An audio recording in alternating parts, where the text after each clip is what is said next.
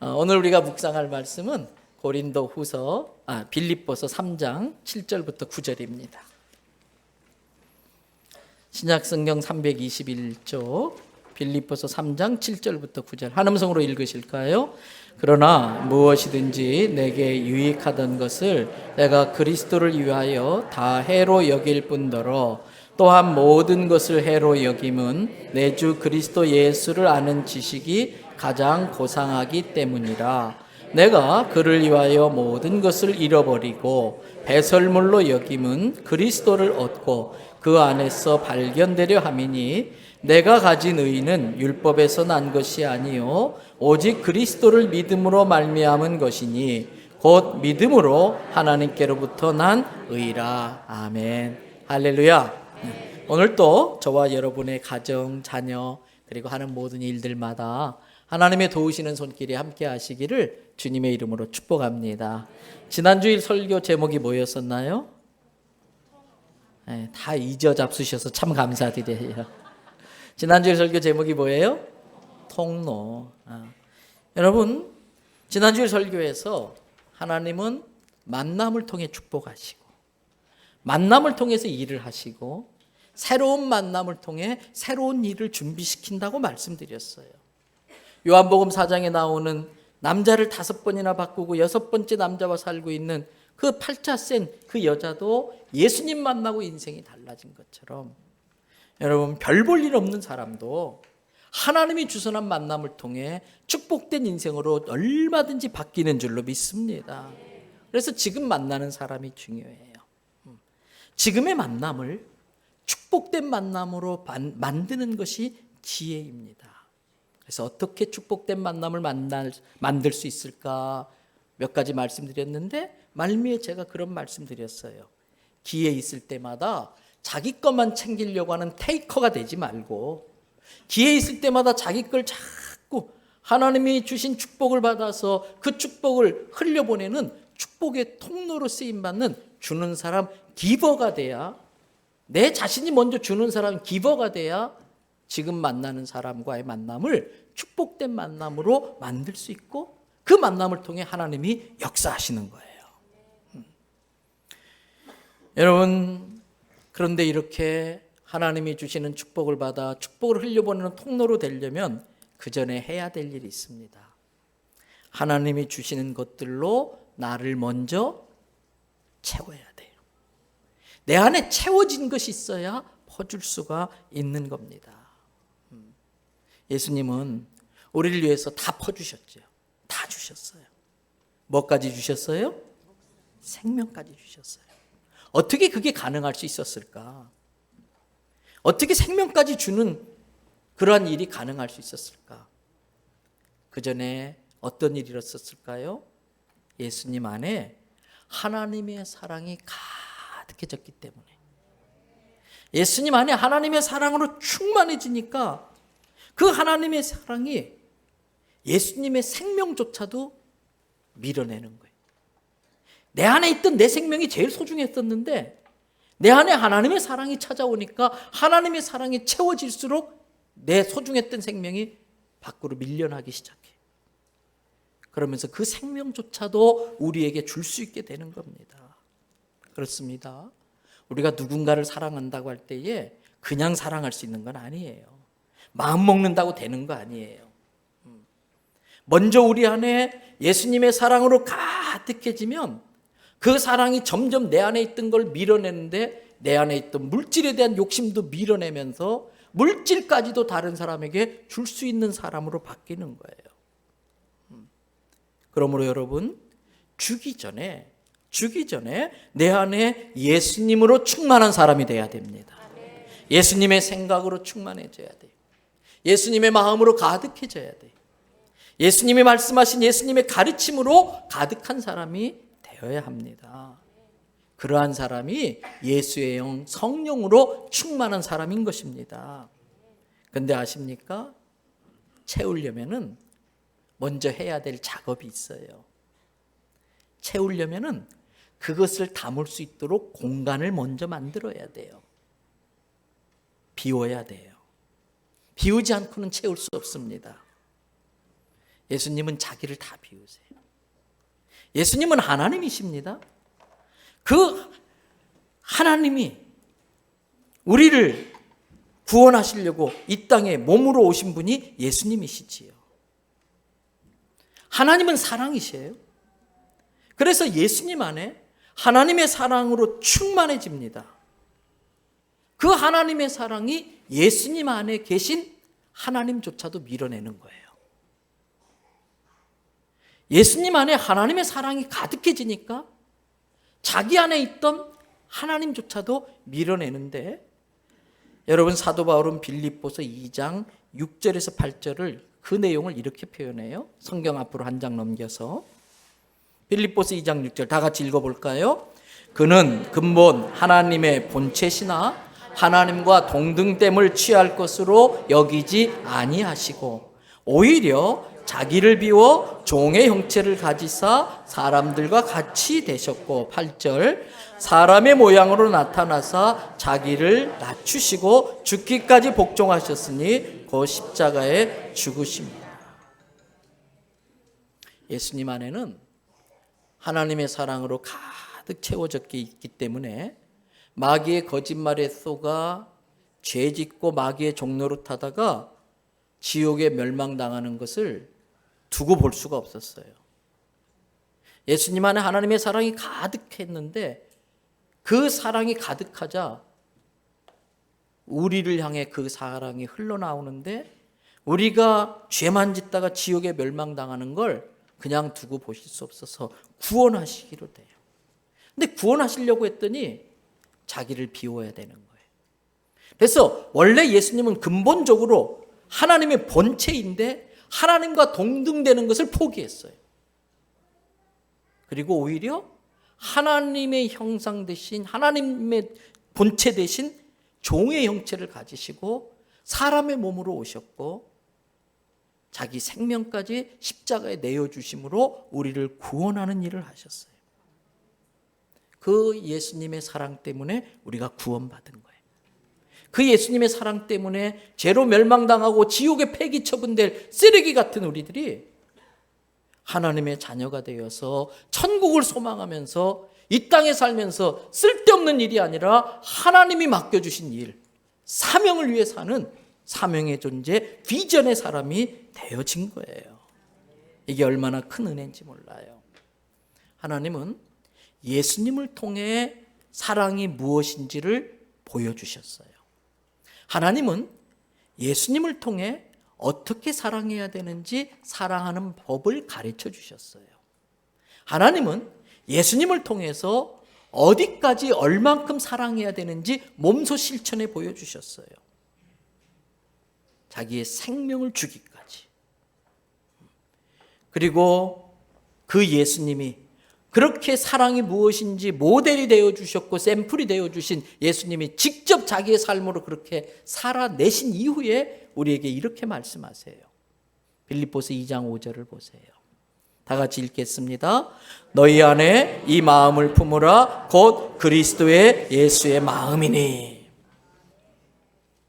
사랑하는 대원성결교회 성도 여러분, 저와 여러분들 모두가 예수님으로 채워지길 원하는 줄로 믿습니다. 우리 안에 그리스도의 마음으로 가득하기를 원합니다. 그러려면 먼저 비우는 작업부터 해야 돼요.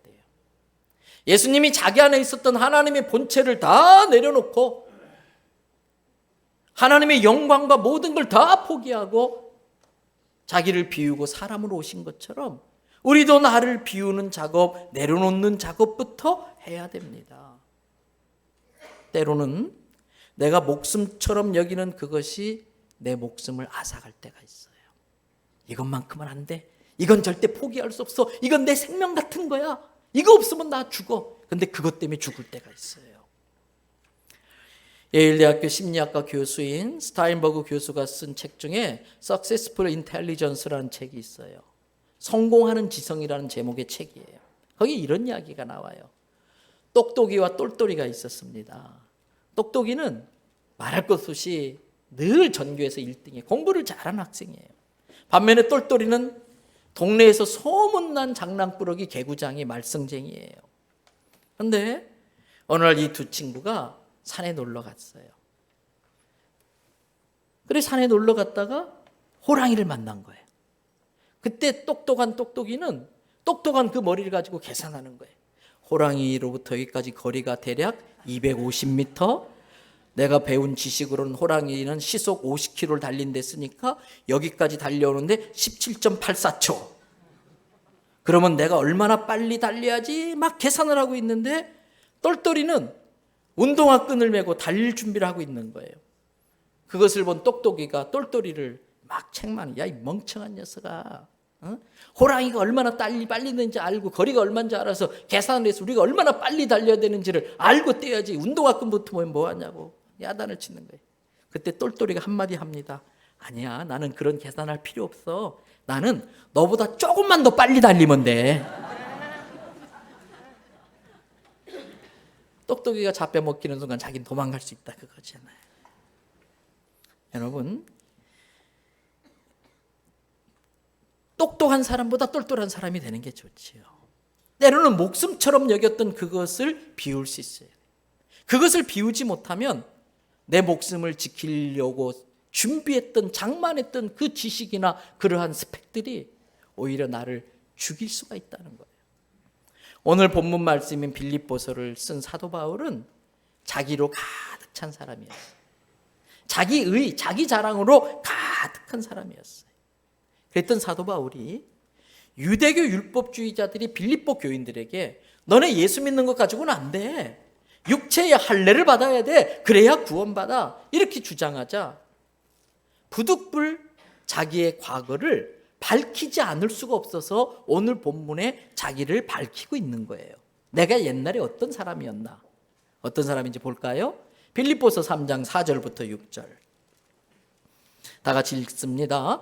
그러나 나도 육체를 신뢰할 만하며 만일 누구든지 다른 이가 육체를 신뢰할 것이 있는 줄로 생각하면 나는 더욱 그러하니 나는 8일 만에 할례를 받고 이스라엘 족속이요 베냐민 지파요 히브리인 중에 히브리인이요 율법으로는 바리새인이요 열심으로는 교회를 박해하고 율법의 의로는 흠이 없는 자로다. 무슨 말일까? 그래, 너희들이 그렇게 손으로 행한 그 몸뚱아리에 행한 육체의 할례를 그렇게 자랑해? 어디 한번 나랑 붙어보자. 육체로 율법을 지키는 데 있어서는 나도 누구한테 뒤지지 않아. 뒤지지 않을 자신이 있어. 나는 율법에 따라 태어난 지 8일 만에 할례를 받은 사람이야. 혈통적으로 따지면 이스라엘 족속인데 그 중에서도 지파로 따지면 나는 이스라엘의 초대 왕을 배출했고 남북 분열 왕국 시대 때에 다윗의 왕조를 모든 지파들이 배신할 때에 끝까지 다윗 왕조에 충성했던 베냐민 지파야. 이스라엘의 초대 왕을 배출했고 다윗 왕조를 끝까지 지켰다고 하는 그것이 베냐민 지파에게 얼마나 큰 프라이드인지 몰라요. 내가 이래봬도 베냐민 지파야. 그뿐 아닙니다. 너희들은 한쪽이 이방인 부모 밑에서 태어난 헬라파 유대인이지만 나는 아버지 족보, 어머니 족보 정통 히브리 집안에서 태어난 히브리인 중에 히브리인이야. 히브리인의 어릴 적부터 히브리인의 방식으로 양육되고 교훈받아서 커온 정통 히브리인이야. 율법 가지고 한번 따져볼까? 나 어디 출신인지 한번 물어봐줘. 나 이름에도 가말리엘 대율법학자 가말리엘 선생 밑에서 수제자로 사사받은 사람이야. 그리고 평생을 율법대로 살기로 서야겠던 나야. 교회 핍박하는 거, 예수 믿는 사람 때려 죽이는데 가장 앞장섰던 나야. 율법의 의로 따지면 나에게는 흠이 없다. 여기까지 이야기했던 바울이 이렇게 이야기하다 말고 뭐라 그래요? 이랬던 내가 7절이에요. 같이 읽어보십시다. 그러나 무엇이든지 내게 유익하던 것을 내가 그리스도를 위하여 다 해로 여길 뿐더러 내가 살아가는데 필요하다고 싶어서 내 인생에 유익하다고 싶어서 다 수집했던 그 모든 스펙들. 그런데 이제는 예수님 만나고 나 이게 다 해로운 걸 알게 됐어. 이거 다 버릴 거야. 그러면서 8절의 이야기를 합니다. 8절 읽어보실까요? 또한 모든 것을 해로 여김은 내 주 그리스도 예수를 아는 지식이 가장 고상하기 때문이라. 내가 그를 위하여 모든 것을 잃어버리고 배설물로 여김은 그리스도를 얻고. 이것이 날 지켜줄 거야.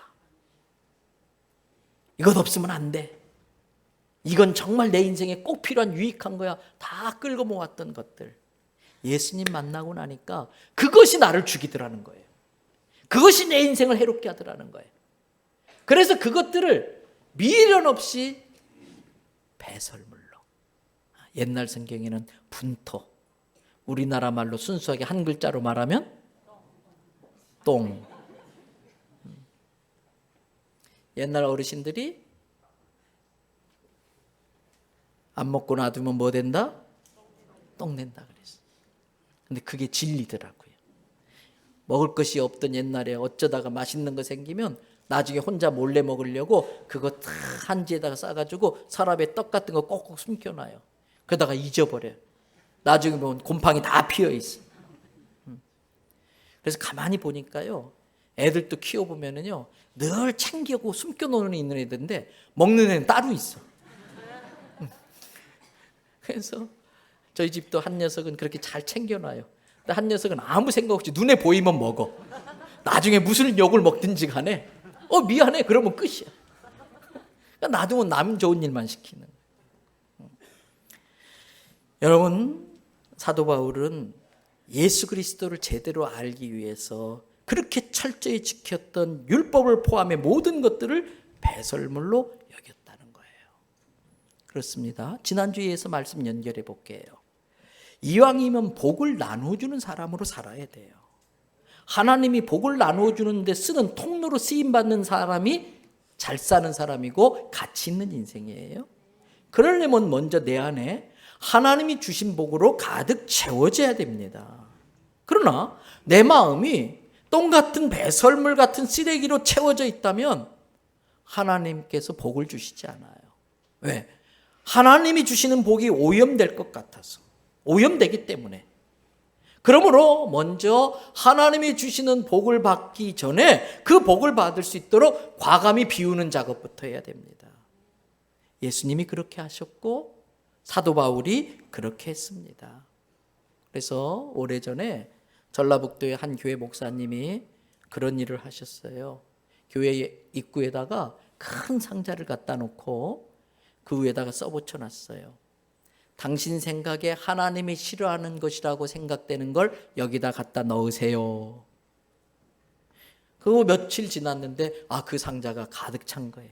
뭐가 들어갔나 봤더니 17년산 18 무슨 뭐예요 그게? 세바친자 뭔가 하여튼 그런 거.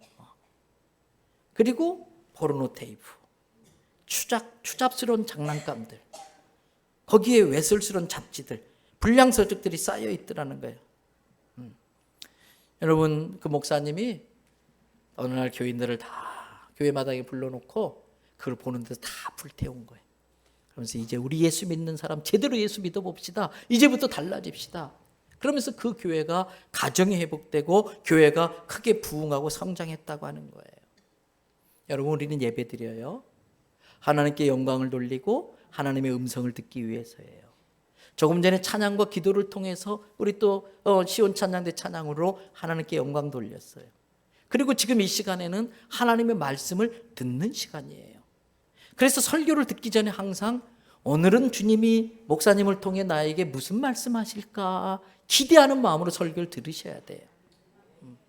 그렇다면 오늘 이 종을 통해서 주님이 우리에게 하시는 말씀이 있어요.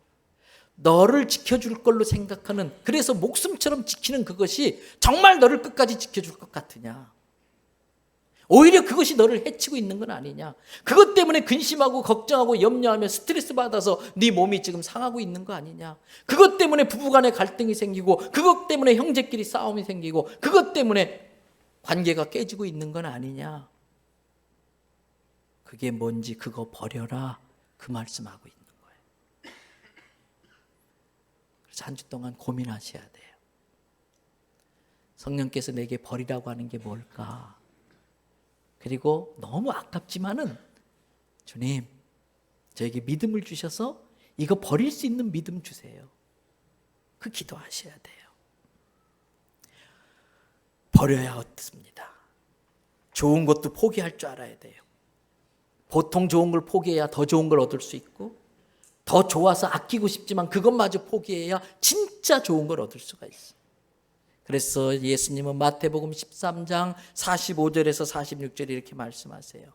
또 천국은 마치 좋은 진주를 구하는 장사꾼과 같다. 극히 값진 진주를 하나 발견하니까 가서 자기의 소유를 다 팔아서 그 진주를 사는 거예요. 천국은, 예수님은 내 삶의 모든 걸 팔아서라도 꼭 우리 안에 모셔드리셔야 될 분이에요. 여러분, 버린다는 게 결코 쉽지 않지요. 하찮은 것도 버리는 게 쉽지 않아요. 그래서 어떤 분이 그러더라고요. 옷을 한 벌 살 때마다 헌옷을 한 번씩 버려라.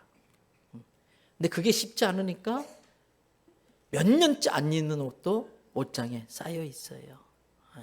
그러면서 옷을 입으려고 할 때마다 고민을 해요. 뭘 입어야지? 목사이다 보니까 넥타이 선물을 많이 해주세요. 새벽기도 올 때는 시간이 바쁘니까 아예 새벽기도 올 때는 딱 입는 양복과 넥타이를 정해놓으니까 고민 없이 해요. 근데 오늘 아침만 해도 나오면서 이 양복에 어떤 컬러가 어울리지? 얘가 간택을 받은 넥타이예요. 근데 간택 당하는 동안에 제가 고민을 많이 했어요. 여러분, 하찮은 것도 포기하는데 고민을 하고 쉽질 않아요. 때문에 버림은 하나님이 내 인생을 책임져 준다는 믿음이 있는 사람이 할 수 있는 일이에요. 이것이 나를 지켜주는 게 아니고 하나님이 나를 책임져 준다는 그 믿음이 있는 사람만이 진짜 버림을 할 수 있어요. 버리면 인생이 가벼워져요. 버리면 발걸음이 가벼워져요. 제가 이번에 안식월을 보내면서 이곳저곳 다니는데 다닐 때마다 제일 고민했던 게 뭐냐면 가방 쌓는 거예요. 이 옷을 가져가야 되나 말아야 되나, 이거 가져가야 되나 말아야 되나, 이 옷을 보면 딱 거기 가서 어울릴 것 같고 저 옷을 보면 저기 가서 어울릴 것 같고 어떤 걸 가져가야 되나, 에라 모르겠다, 다 가져가자. 3분의 1도 안 입어보고 가져왔어. 그리고 진짜 가져갈 건 못 가져가가지고 어려움을 겪을 때가 있어요. 지혜는 포기하는 거예요. 지혜는 분별하는 거예요. 정말 나에게 있어야 될 게 무엇인지를 잘 분별해서 그것을 얻기 위하여 지금 있는 걸 버릴 줄 아는 사람이 지혜인 거예요. 버리지 않으면 어떻게 될까? 어느 시골 교회에 마당에 느티나무가 하나 있었어요. 지금처럼 이제 가을이 지나고 겨울이 막 시작될 때였던 것 같아요. 느티나무 이파리들이 다 떨어지는데 몇몇 이파리들은 안 떨어지고 끝까지 그냥 매달려서 대롱대롱 있는 거예요. 그걸 보신 목사님께서 전 잎사귀들도 겨우 세월 가는 게 아쉬워서 저렇게 안 떨어지려고 버둥버둥 거리는구나 중얼거리고 있었어요.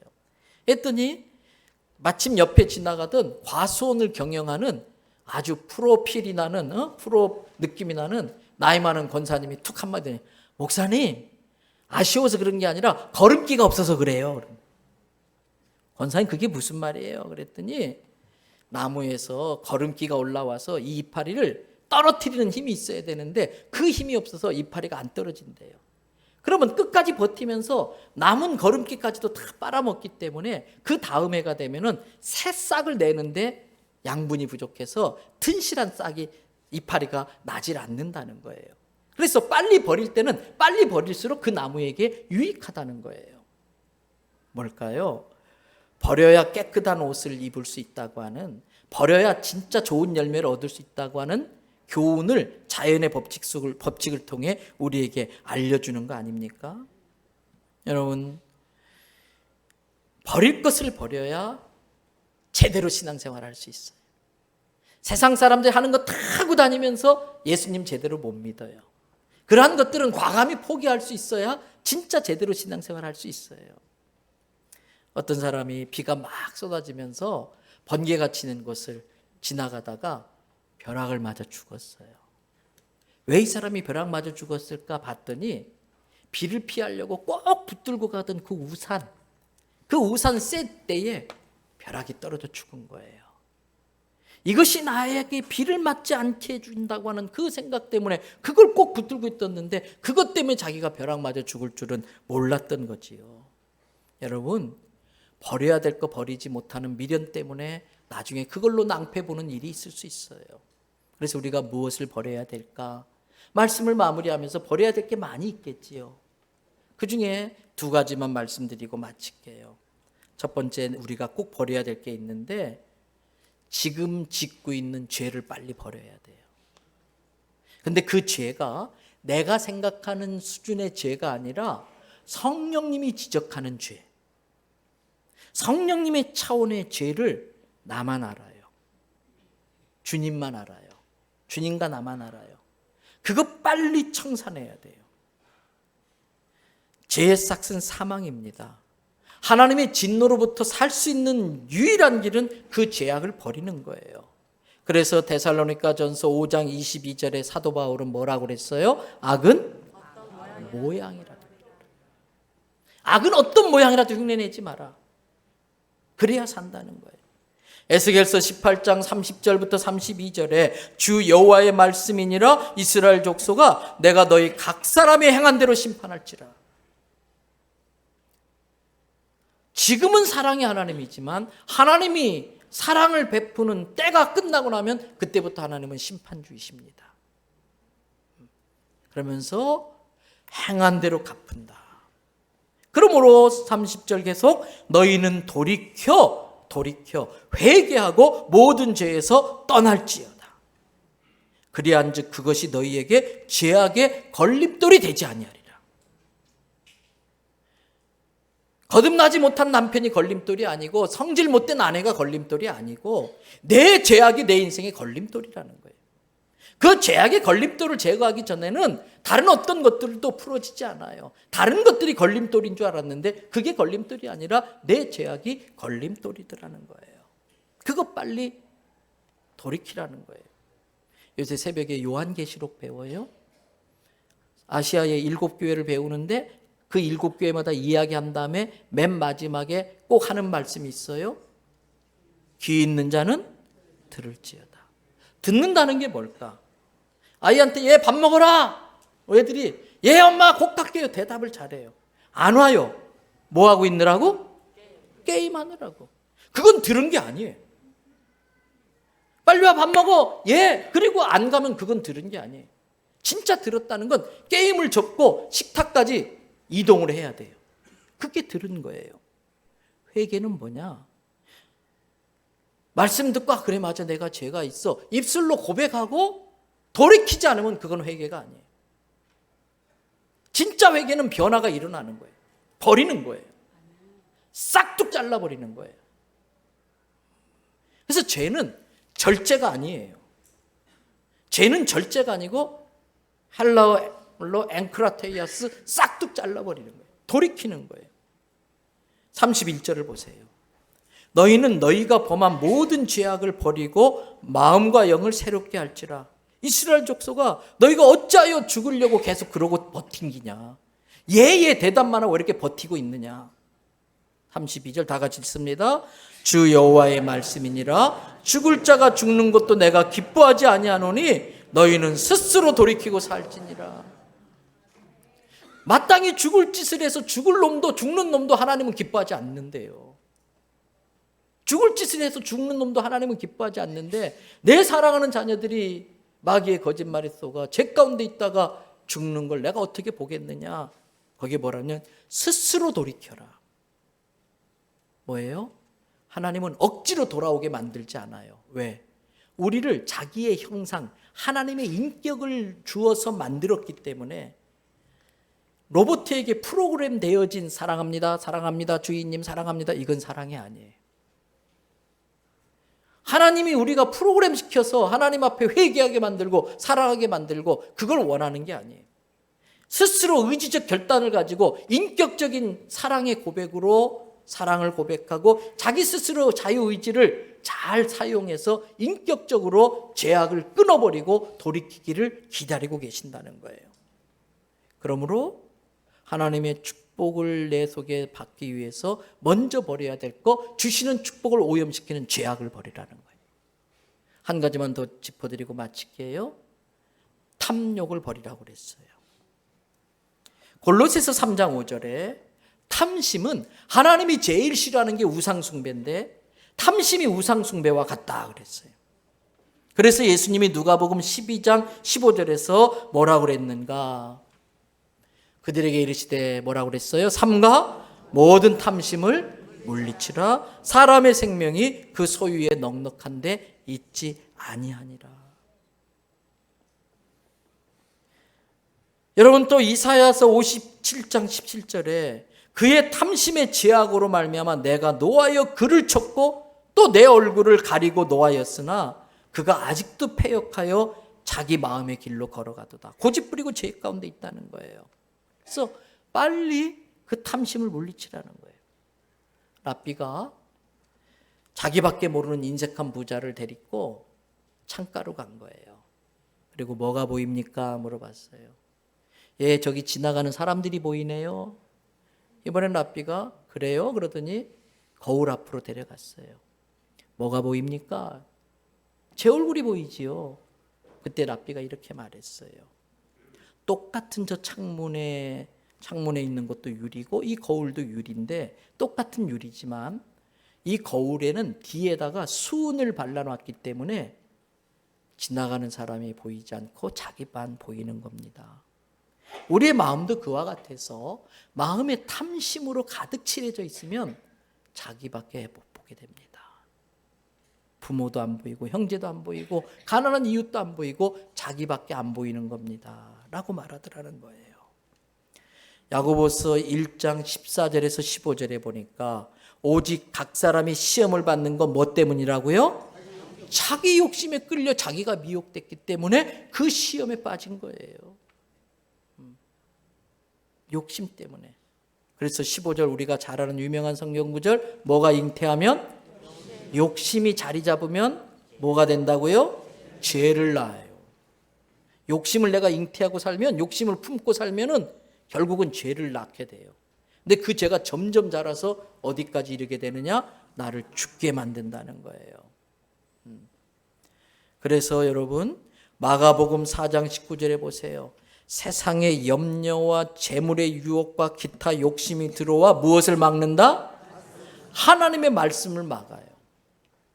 사람은 영적 존재이기 때문에 하나님의 영의 말씀인, 영의 양식인 하나님의 말씀을 먹고 살아야 되는데 근심, 걱정, 염려가 하나님의 말씀을 막는 거예요. 왜 근심, 걱정, 염려가 생겼느냐? 탐심 때문에 생긴 거예요. 그래서 잠언에 뭐라고 그랬어요? 하나님이 주시는 물질은 근심과 겸하여 주지 않는다. 하나님이 주셨다고 믿어지면 그 물질을 사명을 위해 쓰지만 하나님이 주셨다는 믿음이 없으면 그 물질을 내가 지켜야 되니까 이거 도둑 맞으면 어떡하지? 이거 어떻게 주식값 내려가면 어떡하지? 그 물질로 인하여 안 해도 되는 근심을 하는 거예요. 넥타이가 많으니까 어떤 넥타이 멜까 고민하는 거예요. 하나님이 주셨다는 믿음이 있으면 그 물질로 인하여 비전이 생기고 막 사명이 생기고 이걸로 내가 어떻게 할까? 하나님의 일을 하는 꿈을 꾸게 되지만 하나님이 주셨다는 물질이 없으면 이거 어떻게 지키지? 이거 도둑 맞으면 어떡하지? 근심과 걱정과 염려가 같이 따라온다는 거예요. 그러면서 그 근심과 걱정, 염려하느라고 말씀 묵상할 시간이 없어요. 말씀 읽을 시간이 없어요. 영의 양식을 먹지 않으니까 사람은 영적으로 영양실조에 걸려서 죽게 되는 거지요. 여러분 혹시 내 안에 요즘 욕심이 잉태되어 자라고 있지는 않는지 자기를 잘 정직하게 살펴야 돼. 요즘 내가 부쩍 근심이 많고 잠이 안 오고 염려가 많아진 건 믿음이 없어서 그렇고요. 욕심 때문이 그런 건 아닌지 자기를 살펴야 돼요. 여러분 이제 말씀을 마치려고 합니다. 하나님의 음성을 들으려고 왔잖아요. 그 하나님께서 이렇게 말씀하시는 건 아닐까요? 왜 결국은 똥이 될 거를 그렇게 애지중지하냐? 결국은 아끼다 똥이 될 걸 왜 이렇게 애지중지하고 그것 때문에 근심 걱정 염려하냐. 내려놔라. 행복은 자족하는 데서부터 시작돼요. 내게 주신 게 참 감사하다. 네. 여러분 굶어 죽지 않잖아요. 굶어 죽지 않잖아 지금. 근데 막 더 가지려고 하다 보니까 굶어 죽는 것보다 더 끔찍한 죽음을 당하는 거예요. 충분히 굶어 죽지 않고 살 수 있는데도 더 가지려고 하다가 굶어 죽는 것보다 더 비참한 죽음을 준비하고 있는 사람들이 있을 수도 있다는 거예요. 그래서 하나님이 결국은 똥이 될 거 왜 이렇게 애지중지하냐, 그거 버리라고 말씀하고 있는 건 아닐까요? 성경은 인생을 나그네와 같다고 그랬어요. 우리 인생의 무거운 것들을 좀 내려놔야 돼요. 그래야 가벼워져요. 나그네가 여관방에다가 에어컨 설치하지 않아요. 나그네가 자기가 잠시 머물 호텔에다가 세탁기 설치하지 않아요. 그리고 어쩌다가 생기면 자기가 갈 집에다가 송금을 해요. 우리는 이 땅에서의 삶을 준비하는 사람들이 아니라 영원히 살아야 될 천국을 준비하는 삶을 살아야 되는 거예요. 이 땅에서 아무리 많은 걸 가졌어도 마지막에는 다 놓고 가요. 그래서 알렉산더가 자기 사랑하는 백성들이 자기처럼 어리석지 않게 되게 하려고 자기 관 양쪽에다가 구멍을 뚫고 자기 손을 내놓고 장례를 치르라고 그랬어요. 왜? 천하의 알렉산더 대왕도 결국은 빈손으로 간다는 걸 국민들에게 깨우쳐 주려고.